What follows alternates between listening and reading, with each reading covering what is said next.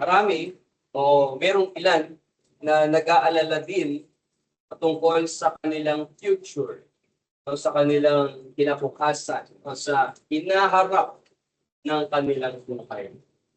O inaalala nila, paano kaya ang ganito, ganyan.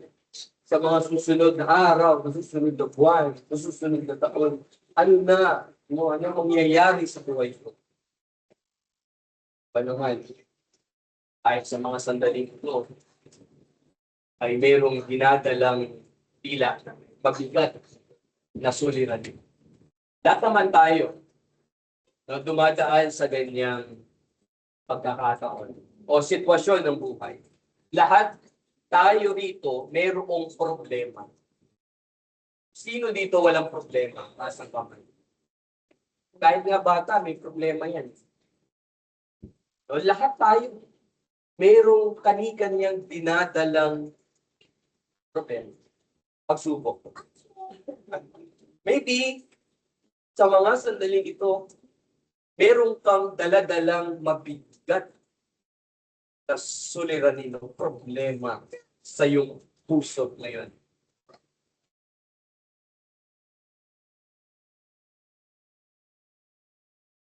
Ay tayo ng mga mananampalataya.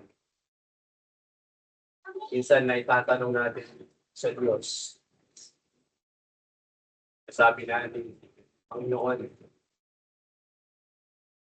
meron ka bang pakialam sa akin? Panginoon, meron ka bang malasakit sa akin? Panginoon, meron ka bang gagawin? Ano bang plano? Yung mga tanong na, bakit ito nangyayari sa akin? Tinatanong natin ng Panginoon, Lord, bakit ganito? Tinatanong natin, why? Tinatanong natin ang Diyos, minsan, nasan ka, O Diyos?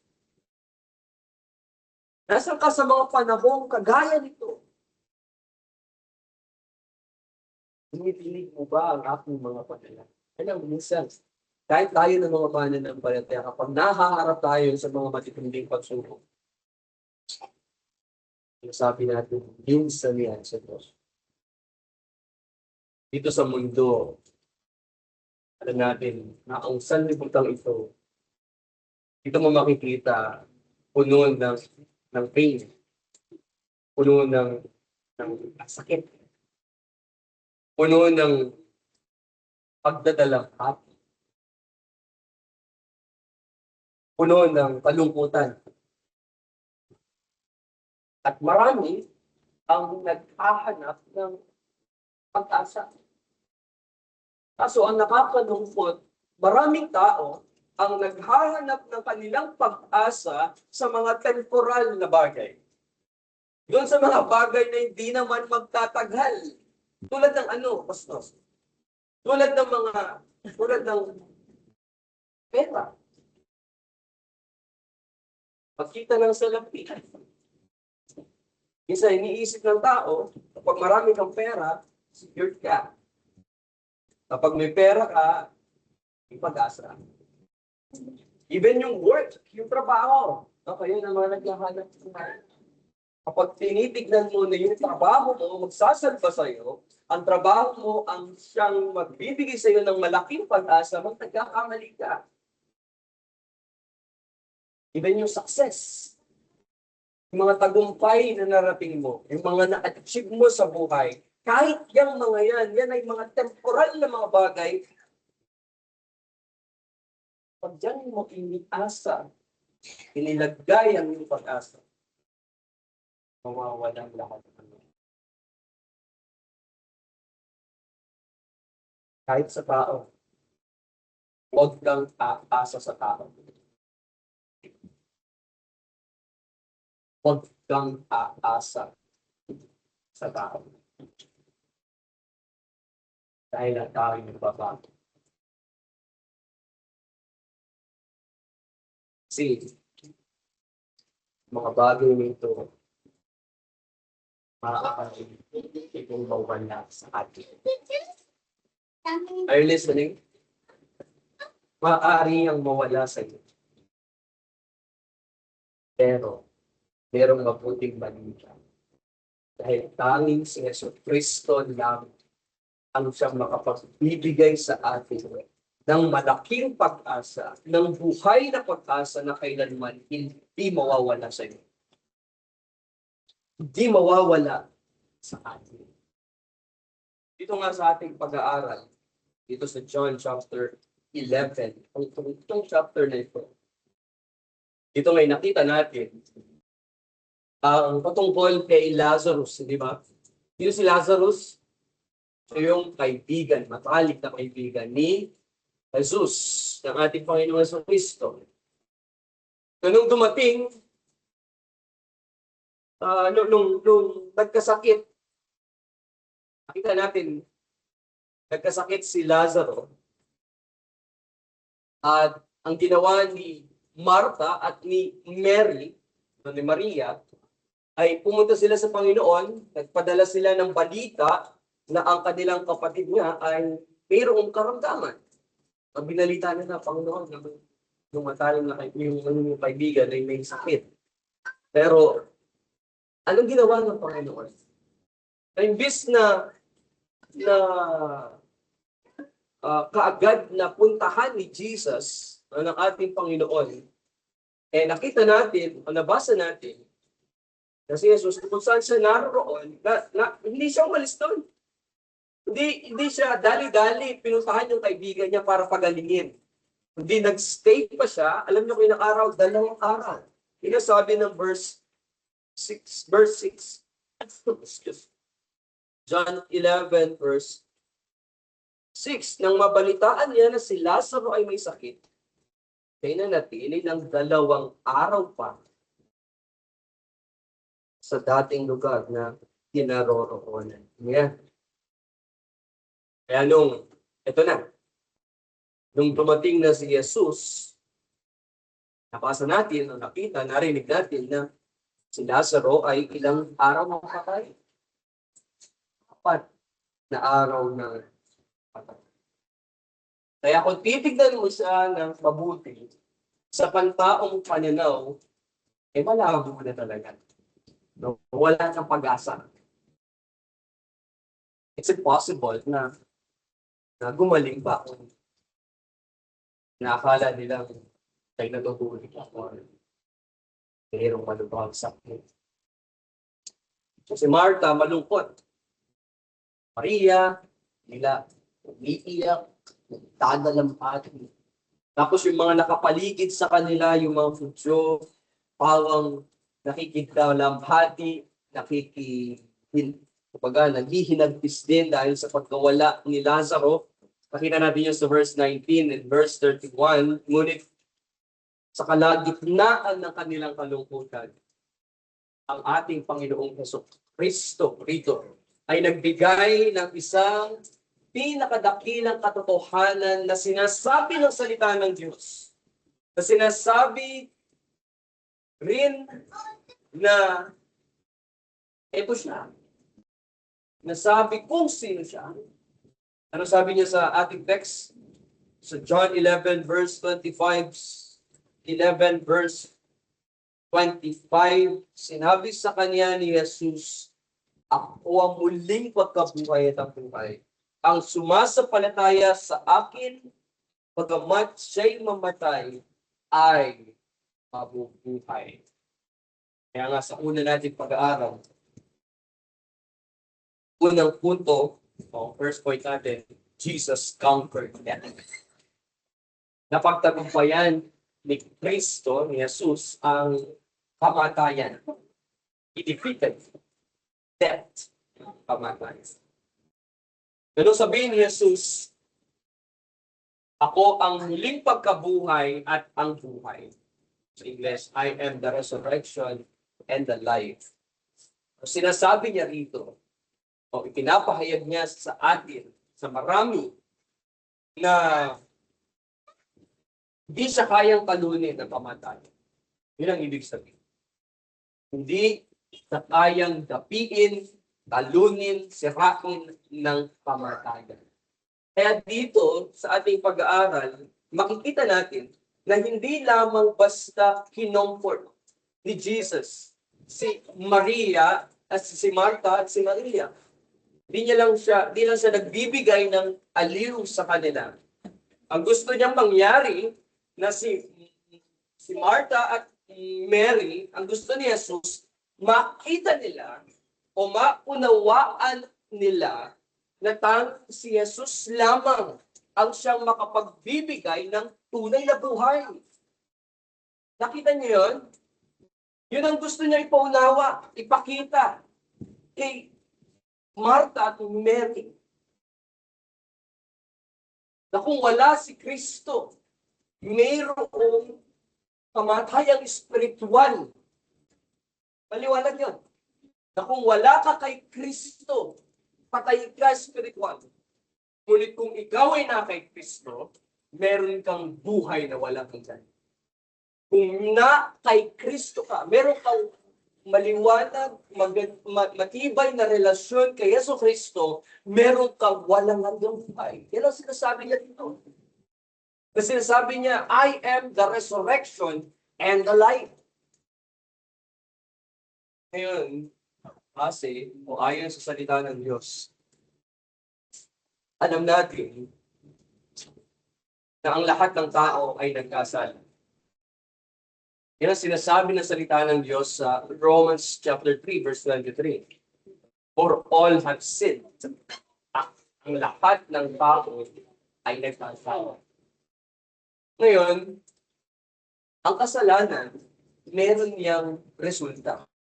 Meron niyang kabayaran. Yan ang sinasabi naman ng Romans chapter 6, verse 20. Ang resulta ng kasalanan ay ano? Kamatayan. Sapagkat ang kabayaran ng kasalanan ay kamatayan. Resulta ay kamatayan dahil sa ating mga pagsuway sa kautusan ng Diyos. Kamatayan dahil hindi natin nasunod ang Diyos sa kanyang mga ipinatututos. Ngunit narito yung mabuting balita na dala sa atin ng ating Panginoon Jesus. Na si Jesus ay naparito para kanyang wasakin, para kanyang pagtagumpayan ang kasalanan at ang kamatayan. Yun ang mabuting balita. Jesus came to destroy sin and the power of death. Kahit yung kapangyarihan ng kamatayan ay kanyang napagtagumpay. Yan ang sinasabi ng Book of Hebrews, chapter 2, verse 14. Kung ating babasahin, sabi ng Hebreo, kapitulo 2, talata 14. Kaya, yamang ang mga anak ay nakibahagi sa laman at dugo, at siya man ay nakibahagi rin sa mga bagay na ito, upang sa pamamagitan ng kamatayan ay kanyang mapuksa ang may kapangyarihan sa kamatayan sa mga tuwid ay ang diablo. He came to destroy the power of death. Pero ang ating Panginoong Hesus ay dumating doon sa libingan ni Lazaro. Ano pa kayo na susulat niyo? Dumating si Yesu Kristo, tumayo siya doon, dumating siya sa libingan ng kanyang kaibigan. Wala na eh. It looked impossible. Pero anong ginawa ni Jesus? Tinawag niya si Lazaro. Sabi niya sa verse 43, sabi niya, malakas, sumigaw siya ng malakas na ikinig, Lazaro, lumabas ka. Sa Ingles, Lazarus, come forth.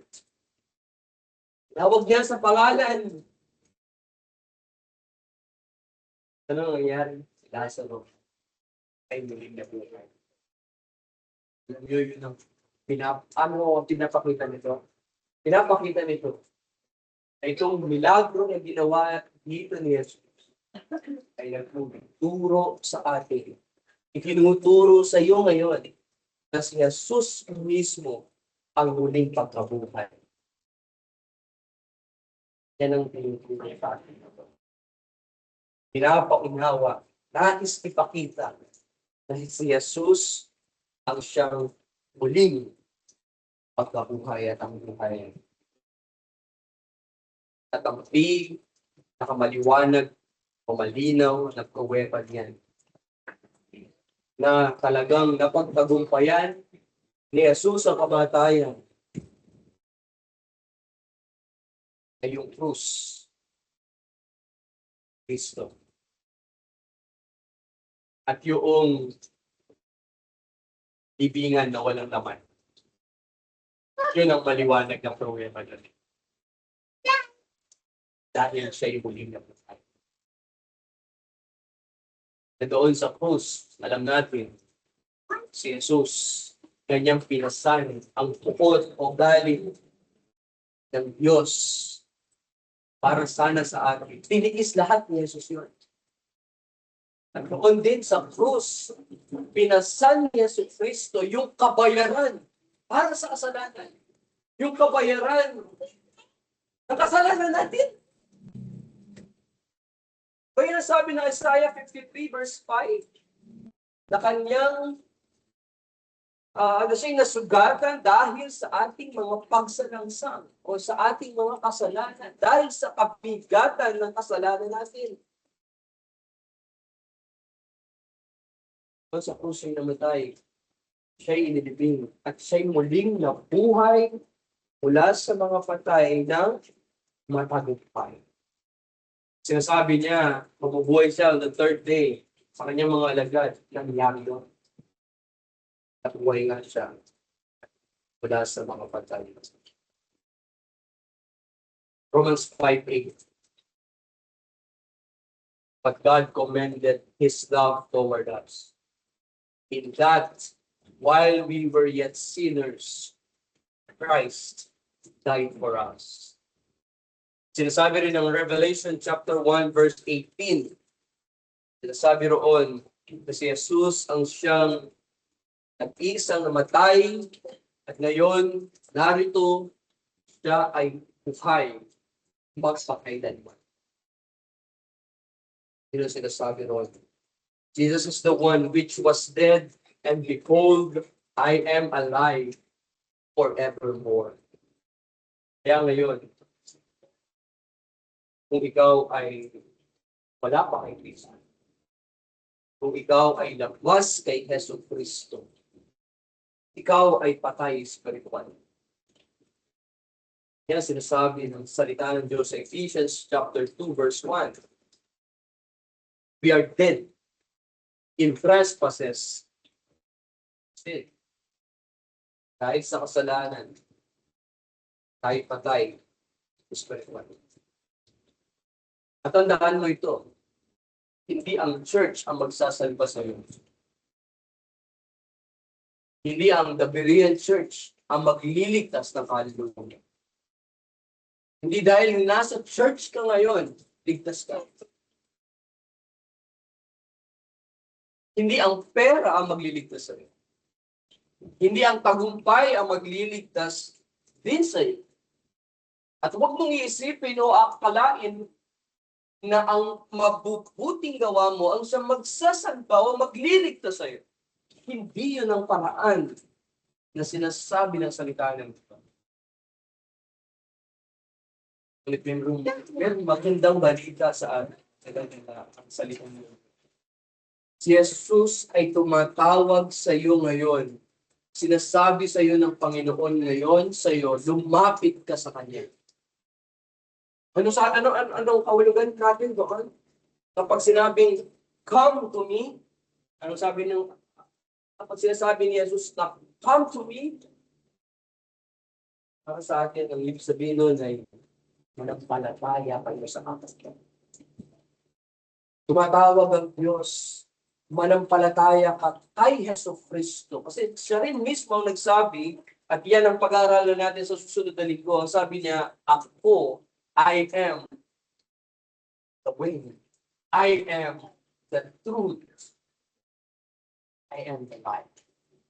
John 14:6, di ba? Yun ang sabi niya. Ako ang daan, ang katotohanan, at ang buhay. Ano sumunod na linya doon ng ating Panginoon Jesus? Walang makaparoroon sa Ama. Wala siya. Kung hindi dahil sa Kanya. Ang mabuting balita ay tumatawag ang Ebanghelyo ng Diyos na magsisita ng iyong mga kasalanan. Pagsisihan mo ang iyong mga kasalanan at manampalataya ka kay Jesus lamang. Kapag ka sinabi mong magsisi ng kasalanan, ang ibig sabihin yan, tatalikuran, iiwan mo ang iyong mga kasalanan. Tapos, lalapit ka kay Jesus. Yun ang ibig sabihin ng pagsisisi ng kasalanan. Repentance means you leave your sin and come to God.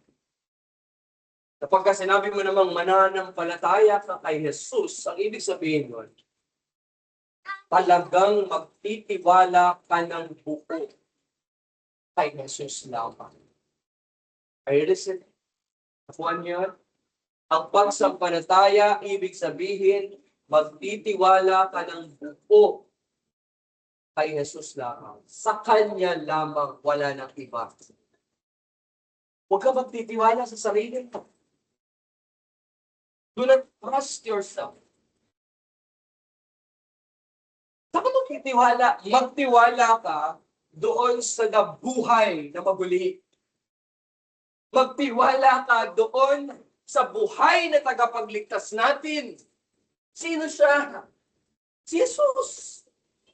Siya yung buhay na tagapagligtas na siya lang ang makapagbibigay sa iyo ng walang hanggang buhay. Na siya lamang ang makapagbibigay sa iyo ng tunay na buhay sa iyo na spiritual na patay. Ay tanging siya lang ang may kakayahan na bumuhay sa iyo. Siya lang ang may kakayahan na magbigay sa iyo ng buhay, ng hininga, ng bagong buhay. Sa Kristo. So ganyan pinagtapagtagumpayan ni Jesus sa kamatayan. Pangalawa sa ating pag-aaral. Jesus gives living hope today. Jesus bibigay ay na pag-asa. Kahit ngayon. Kahit ngayon. Napansin nyo ba, mga kapatid, dito sa ating text, kami tayo sa John chapter 11, verse 25.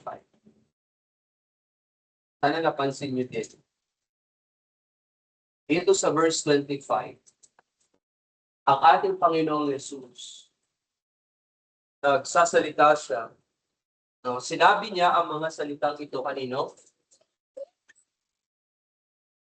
So, kaya, pakikinig kayo. Sinusundan ninyo yung pag-aaral natin. Kanino niya sinabi ang mga salitang ito? Kanino? Kay Martha. Sinabi niya yan kay Martha. At sa mga sandaling iyan, si Martha, anong ginagawa niya? Anong nararamdaman ni Martha nung sinabi yan?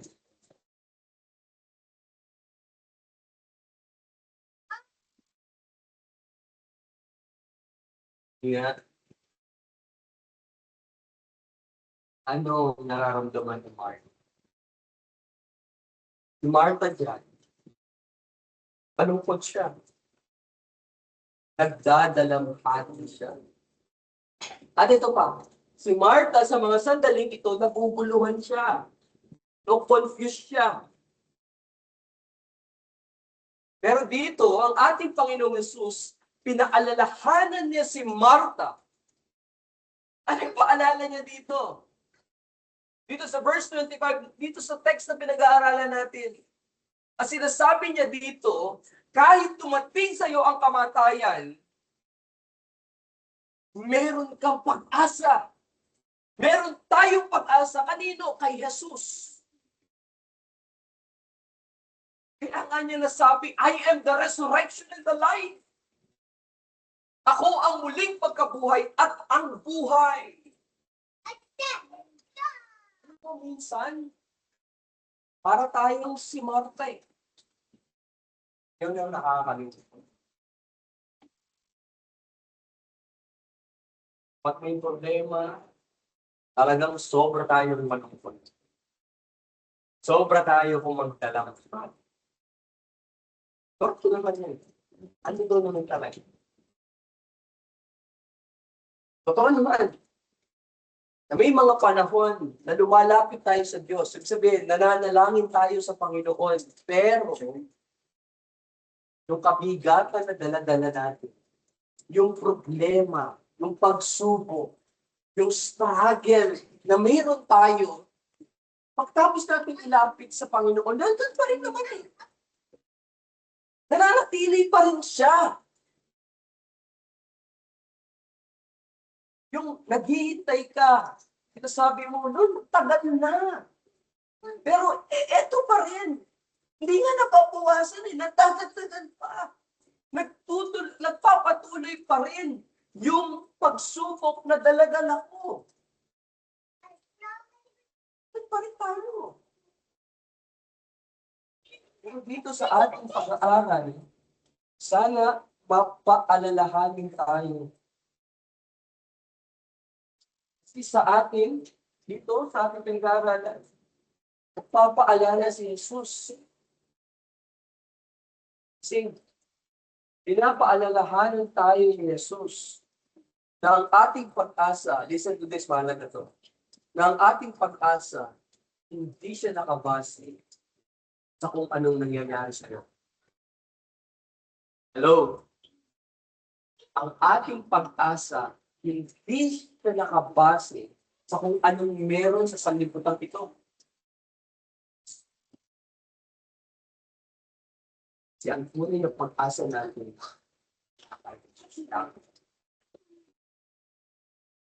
kay Jesus lang. Yung pagkakilala mo sa Kanya. Sino siya? Sabi ng 1 Peter chapter 1 verse 3. 1 Peter chapter 1 verse 3. Sabi. Unang Pedro. Kapitulo 1, talatang 3. Purihin ang Diyos at Ama ng ating Panginoon Jesucristo. Sa pamamagitan ng kanyang malaking kahabagan ay muli tayong ipinanganak sa isang buhay na pag-asa. Sa pamamagitan ng muling pagkabuhay ni Jesucristo mula sa mga patay. Nautol.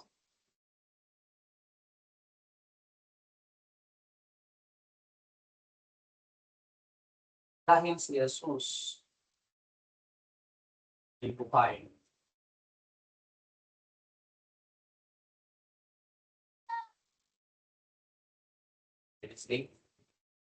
Dahil si Jesus buhay.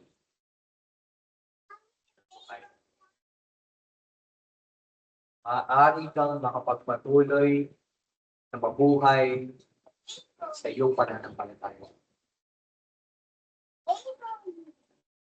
Sabi ng Corinthians, di ba? Kung hindi siya nabuhay ng mabulis, kung walang saysay ang iyong pananampalataya. Kung hindi nabuhay ng mabulis si Jesus, walang saysay, bakit ko ginagawa? Bakit ako nangangaral na sa lisanan? Kung hindi nabuhay ng mabulis si Jesus, yung pagdalo ninyo, yung paglilingkod ninyo sa Panginoon, walang saysay at lahat lang ito. Pero dahil nabuhay ng mabuhay si Jesus, nakakapagpatuloy tayo sa pananampalataya. Dahil nabuhay ng mabuhay si Jesus, nakakapagpatuloy tayo ng mabuhay ng may kapayapaan Dahil nabuhay na maguli si Jesus, nakakapagpatuloy tayo na mabuhay ng mayroong kumpiyansa sa buhay na ito. Kasi ang ating pag-asa, hindi patay. Nakuha niyo yun? Yung pag-asa natin, hindi patay. Yung pag-asa natin, patay. Pag-asa natin si Jesus. Yung pagkapagligtas natin, hindi siya nanatiling patay. Namatay siya. Pero hindi siya nanatiling patay. Siya ay muli.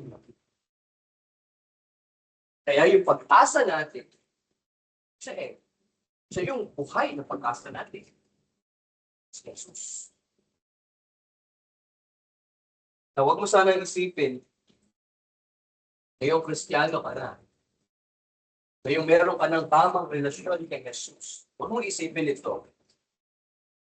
Kapag meron kasing mga tao, iisip nila, kapag naging Kristiyano ka, hindi ka naluluha, hindi ka naiiyak, hindi ka na magdadalang pati, hindi ka na makakaramdam ng sakit pag naging Kristiyano ka. Totoo ba yun? Sinungaling na yun. Totoo yun. Kasi nga, kahit nga sa ating pag-aaral, sa John chapter 11, even si Jesus, sabi nyo nga, ano sabi sa verse 35? Jesus mismo, umiyak. Si Jesus mismo, nagdalamhati. So, anong ibig sabihin nun? Ang ibig sabihin nito para sa atin, yung kalungkutan, yung pagdadalamhati, yung sakit, yung kirot. Hello? Lahat ng yan, parte ng buhay natin. Parte na ito ng buhay natin. Pero may magandang balita, merong magandang sinasabi ang salita ng Diyos sa atin. Na yung pagdadalamhati natin, once na tayo ay nakaranas na ang sasamahan natin sa buhay may be o kaibigan din natin na nasawi, pero siya ay na kay Kristo, siya ay mayroong tamang relasyon sa Panginoon, yung pagdadalamhati natin, alam mo kung ano? Hindi yun walang saysay. Yung pagdadalamhati natin, hindi siya kagaya ng mga taong walang pag-asa. Pagdadalamhati ng isang Kristiyano, meron siyang pag-asa. Kaya nga, madalas natin kino-quote yung sinabi ni Pablo sa mga taga-Pilipos eh. Sa Philippians chapter 1 verse 21, di ba? Ano sabi doon? Ano sabi ni Pablo doon? For to me to live is Christ and to die is gain. Diba? Sabi niya doon. Ang mamatay ay pakinabang. Pero yung sinabi sa 1 Thessalonians chapter 4 verse 13, na sinasabi doon na ang mga mananampalatay hindi sila nakahapis o nalulungkot at dadalamhati kagaya ng mga taong walang pag-asa. Hindi pag-asa. O huwag mo rin isipin, kasi mayroon din ng mga tao nag-iisip na ang kahulugan daw nila sa pag-asa. Ang ibig nila sabihin doon, lahat ng problema mo mawawala. Yun ang meaning nila. Pagdating sa pag-asa. Hindi yun ang kahulugan ng salitang hope. Salitang pag-asa. Basta ano ang kahulugan ng pag-asa? Makinig ka mabuti. Ang pag-asa, hindi yung pag-asa ng weather. Ang pag-asa, Ito yung magtitiwala ka kay Kristo habang hinaharap mo ang pagsubok. Ako, ulit ito ang pag-asa, ang biblikal na kahulugan ng pag-asa ay yung magtitiwala ka sa Diyos habang hinaharap mo o habang kay nasa kasalukuyang kang mayroong dinadalang problema. Yun ang pag-asa. Yun ang may inaasahan. Minsan, kapag puno tayo ng problema, puno tayo ng kabigatan sa puso, ang ilan, walang ibang matakbuhan. Pero Kristiyano tayo. May mga problema tayong dinadala na minsan sinasabi natin atin lang. Ayaw natin ibahagi sa iba eh. Kanino mo ibabahagi? Sa Diyos. Ilapit mo sa Diyos. At makikinig ng Diyos sa iyo. Sino lapitan natin minsan? Malapit tayo sa tao. Nangingi tayo ng ganito, ganyan, kay ganyan. Hindi, una sa lahat, meron kang pag-asa, meron kang saklolo. Yun ang binasa natin kanina sa call to worship. Sa Psalm 146 verse 5, ang saklolo natin ay nasa Panginoon. Sa panahon na tayo ay mayroong kabigatan na dinadala. Yun ang kahulugan ng pag-asa. Romans chapter 5 verse 3 to 4. Basahin natin yan. Gandang makita this. Romans chapter 5 verse 3 hanggang 4. Ang sabi, at hindi lamang gayon, kundi naggagalak rin tayo sa ating mga kapighatian sa pagkaalam na ang kapighatian ay nagbubunga ng pagtitiis at ang pagtitiis ng pagpapatibay at ang pagpapatibay ng ano daw? Ng pag-asa.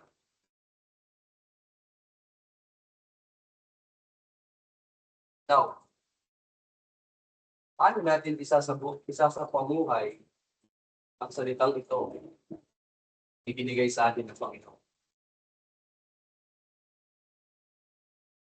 Sa pamuhay natin ito, number 1, trust Christ even or when it's difficult. Pagtiwala ka kay Kristo kahit pa mahirap ang iyong sitwasyon ngayon. Hindi ko alam kung anong pinagdadaanan mo ngayon. Pero ito ang sinasabi sa iyo ng salita ng Diyos. Magtiwala ka kahit mahirap ang iyong sitwasyon. Magtiwala ka lang kay Jesus. Okay? Tandaan mo to. Si Jesus na nananatili siyang soberano. Ang Diyos ay soberano. Pag sinabi mong soberano, makapangyarihan sa lahat. Ano pang ibig sabihin ng pagiging soberano ng Diyos? O makapangyarihan, pagiging makapangyarihan ng Diyos? Tandaan mo to. Ang Diyos ang may control ng lahat. Yan ang ibig sabihin. Diba? Ang nalaman mo na pagtiwala, nagtiwala ka kay Kristo, na siya ang may control ng lahat ng bagay, anong naidudulot sa iyo? Anong naibibigay sa iyo nun? Comfort. Anong naibibigay sa iyo nun? Payapa. Basta tandaan ko rin na ang Diyos ay palaging mabuti.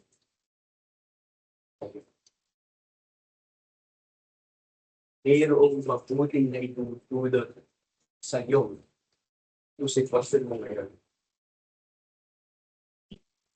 Ayun, pastor, hindi ko maintindihan. Kasi hinuhubog ka niya. Kasi gusto niya lagi kang lalapit sa Kanya. Kasi gusto ng Diyos tumatag ang iyong pananampalataya sa Kanya. At doon din mismo, kagaya ng nangyari kay Lazaro, ang sabi ng Panginoon, doon malulugod ang Diyos. Sinasabi sa iyo rin ng Diyos ngayon, sa mga nangyayari sa buhay mo ngayon, sa nangyari sa buhay mo ngayon, nalulugod ang Diyos yan. At mabuti ang Diyos yan sa mga family. Sa mga nangyari na yan sa iyo, ngayon. Sa mga darating na panahon. Minsan, hindi talaga natin maunawaan yung pamamaraan ng Diyos. Hindi natin makita, maunawaan yung plano ng Diyos sa buhay niyo. Sa buhay natin. Pero, dito ka magtiwala. Magtiwala ka kay Jesus. Magtiwala ka sa pag-ibig ng Diyos. Magtiwala ka sa puso ng Diyos. Pag sinabing puso ng Diyos, trust His heart. Ibig sabihin nun, magtiwala ka sa pag-ibig ng Diyos. Magtiwala ka sa katapatan ng Diyos. Magtiwala ka sa kahabagan ng Diyos. Magtiwala ka sa biyaya ng Diyos. Yung ibig ko sabihin. Sabi ni Spurgeon, and I'd like to quote, sabi niya, when you cannot trace His hand, you can always trust His heart. You can always trust His heart. Magtiwala ka kay Kristo kahit hirap. Pangalawa, hanapin mo ang comfort kay Jesus. Hindi lamang sa iyong sitwasyon ngayon.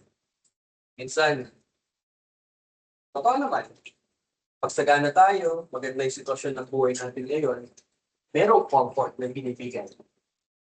Pero wag ka lang doon aasa. Wag mo lang doon laging ilagay ang iyong comfort.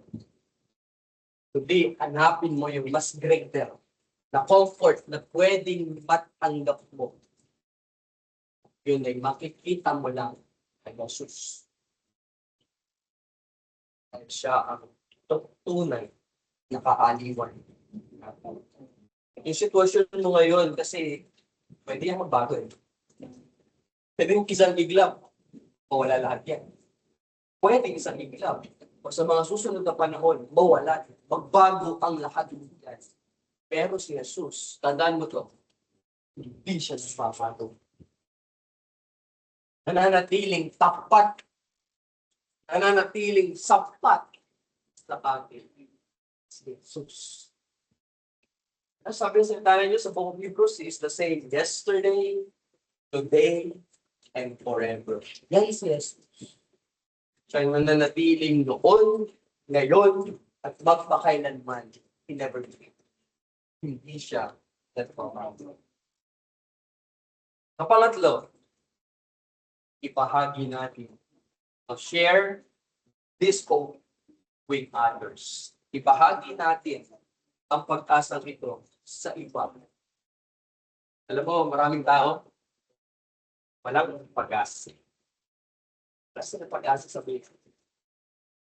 Maraming tao, gulong-gulo, dispayado, maraming problema. Pero tayo, meron tayong magagawa bilang Kristiyano, bilang mga anak ng Diyos. Ano magagawa natin? Ano sinabi ng Diyos sa atin? Bahagi mo. I-share mo. Tinawag tayo para ibahagi ang mabuting balita na ito ng pag-asa na matatagpuan mo lamang kay Yesu Kristo. Di ba napakaganda? Na tayo mismo, tayo ng mga Kristiyano, tayo yung nagiging daan o gabay. Tayo yung nag-point sa kanila kay Christ. Tayo yung nag-lead. Tayo yung gagabay, magdadala sa kanila sa Panginoong Jesucristo para makilala din nila ang tunay o ang totoong pinagmumulan ng pag-asa. Yan ay si Jesus lang. Sa panghuli, pwede natin gawin application sa ating pag-aaral. Mabuhay tayo.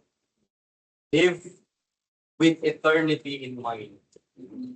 Mabuhay ka na ang iniisip mo palagi ay yung pangwalang hanggan. Ganun mabuhay yung isang Kristiyano. Bakit? Kasi sa mundong ito, lahat ng bagay temporary lang. Lahat ng yan mawawala. Sa mundong ito, lahat ng ito ay lilipas. Lilipas lahat ng yan. Kaya bilang mananampalataya, lagi tayong tumingin dun sa walang hanggang kaluwalhatian. Sa balang araw, makakasama mo si Jesus. Makikita mo siya ng mukhaan. At doon sa piling niya, doon sa langit, wala ng sakit, wala ng hapdi, wala ng pagdadalamsan, wala na rin kamatayan. Ano sabi ng Book of Revelation? No more pain, no more sorrow, even death. Kasi napagtagumpayan na yan ng ating Panginoon. So, pamuhay sana natin. Yung ating naisipan, laging nasa taas. Laging iniisip natin yung pang walang hanggan. Yung sabi ng Colossians chapter 3 verse 2, sabi doon, set your affections on things above. Doon natin ilagay. Ilagak ating naisipan. Yung ating pag-ibig. Ating ibinibigay para sa Panginoon. Dito ako magtatapos. Ating pag-asa, mga kapatid, tandaan niyo ito, ang ating pag-asa ay hindi dahil matatakasan mo ang kamatayan.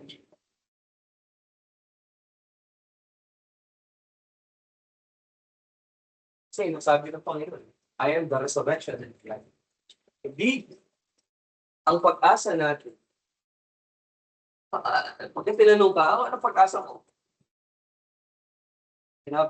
At sinabi mo na, ang pag-asa ko kasi maaari ko o matatakasan ko na ang kamatayan. Hindi ako mamamatay kayo na.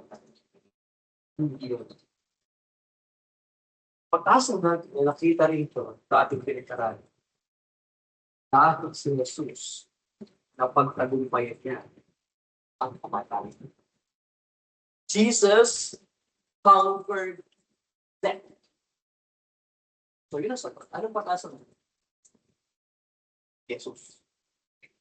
Napagtagumpayan niya ang kamatayan. At dahil napagtagumpayan ni Jesus ang kamatayan, ano siya ngayon? May buhay. Ano sabi ng salita ng Diyos sa John 11 verse 25? Sinabi sa kanya ni Jesus, ako ang muling pagkabuhay at ang buhay. Ang sumasampalataya sa akin, pagamat siya'y mamatay, ay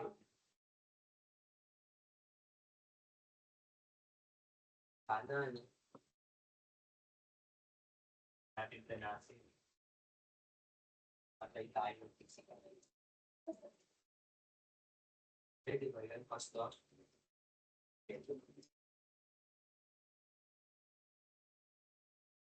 Padat lang tayo. Susakan ng pwedeng pagpapatid. Kasi pwedeng yun ang pangulugan. Sa pagdating ng Panginoon, ang una niyang bubuhayin, sino? Yung mga namatay sa kanya. Tapos sunod tayo. Yung mga nabubuhay sa kanya. Hindi sabihin, kung dadanasin lang, isipan na, mamatay. Pero kung man tayo, sa punto na tayo mamatay, sa lahat ng tao ay mamamatay. Maging man tayo sa punto yun, meron tayong pag-asa. Tayo yung ganyan. Yan, walang ang isang buhay. Kaya yung buhay na ito, meron siyang pag-asa. Ang buhay na walang hanggan. Kapiling, kasama ang Diyos.